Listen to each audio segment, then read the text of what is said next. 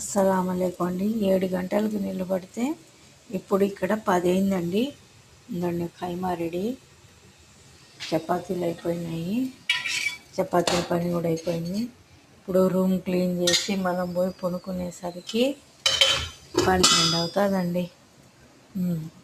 కరెక్ట్గా 12 అవుతుంది. 10 అయిందా?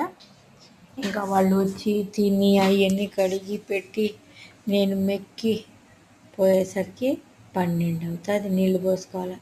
అట్టే పడుకోవడానికి లేదండి, నీళ్ళు పోసుకొని పడుకోవాలా. మా ఇంటికాడ అయితే నేను 2 రోజులకు 3 రోజులు స్నానం చేసేదని, ఇక్కడ రోజుకి 2 సార్లు స్నానం చేసినా తెలంగాణ శోభా. ఇప్పుడైందండి పని. రోజు 2 సార్లు స్నానం చేస్తున్నాను. మధ్యాహ్నం పొద్దున్నుంచి మధ్యాహ్నం వంట చేసేటప్పుడు, సాయంత్రం వంట చేసి రూమ్లో స్నానం చేసుకోవాలి.